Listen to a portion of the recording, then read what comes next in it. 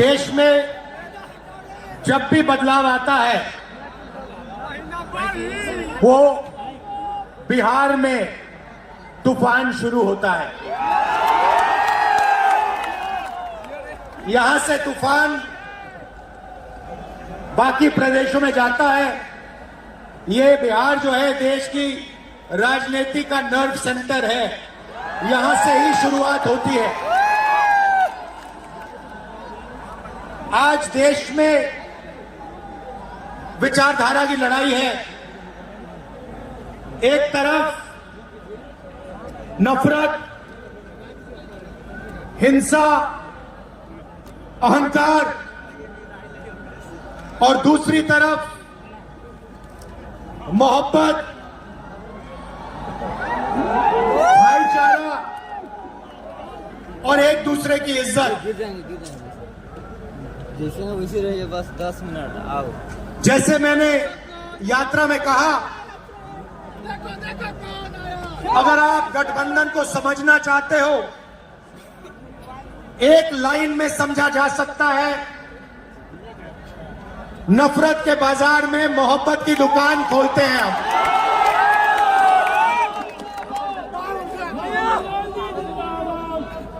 इस देश में नफरत क्यों फैल रही है?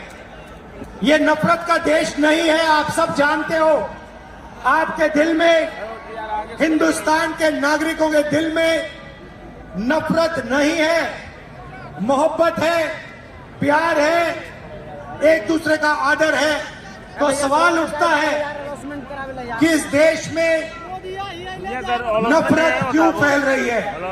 भाई और बहनों, नफरत का सबसे बड़ा कारण स्टेट पर जाना पड़ेगा। देश में अन्याय है। अरे वो आदमी अन्याय, युवाओं के खिलाफ अन्याय, आप सबके खिलाफ अन्याय, किसानों के खिलाफ अन्याय, सामाजिक अन्याय, आर्थिक अन्याय। प्रधानमंत्री जी 2-3 बड़े अरबपतियों के लिए काम करते हैं, 2-3 लोगों के लिए काम करते हैं। उनका 16 लाख करोड़ रुपया प्रधानमंत्री ने पिछले 10 सालों में माफ किया है। मैं आपसे पूछना चाहता हूं, उन्होंने हिंदुस्तान के किसान का कितना कर्जा माफ किया? हिंदुस्तान के मजदूरों का कितना कर्जा माफ किया? इसीलिए देश में नफरत फैल रही है। 40 साल से सबसे ज्यादा बेरोजगारी आज हिंदुस्तान में है। क्यों? क्योंकि बीजेपी ने छोटे व्यापारियों को, किसानों को, स्मॉल और मीडियम वाले बिजनेसेस को नष्ट कर दिया है। एक तरफ नोटबंदी की, दूसरी तरफ जीएसटी लागू की।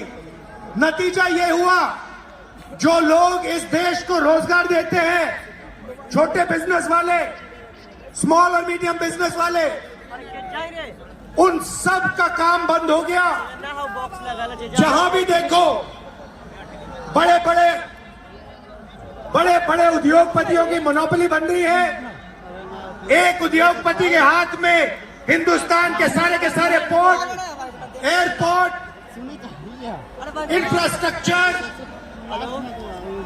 डिफेंस की इंडस्ट्री, सारी की सारी नरेंद्र मोदी जी ने एक उद्योगपति को पकड़ा दी।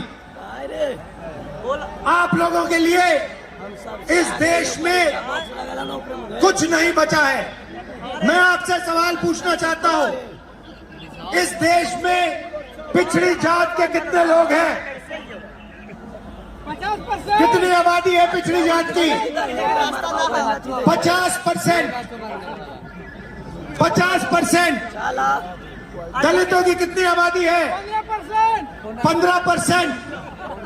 आदिवासियों की कितनी आबादी है? 8%।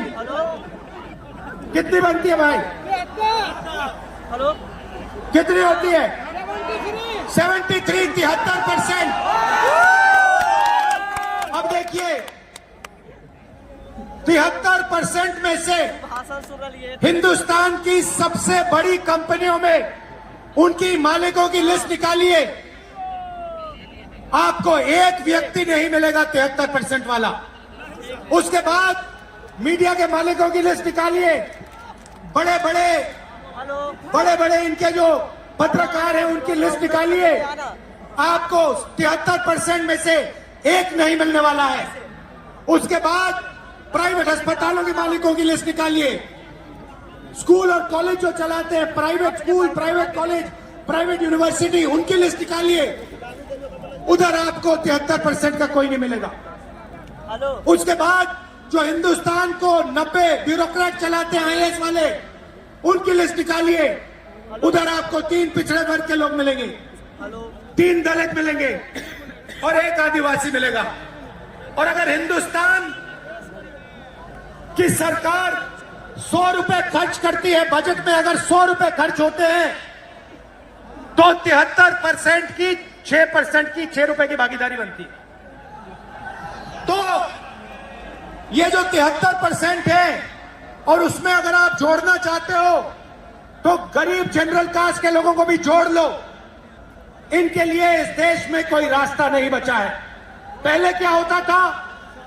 पहले पब्लिक सेक्टर होता था, उसमें गरीबों को रास्ता मिलता था, नौकरी मिल जाती थी, सरकार में रोजगार मिल जाता था, जैसे बिहार में तेजस्वी जी ने किया, जैसे छत्तीसगढ़ में हमने किया, कर्नाटक में, तेलंगाना में हम कर रहे हैं। मगर नरेंद्र मोदी जी ने ये सारे के सारे रास्ते बंद कर दिए।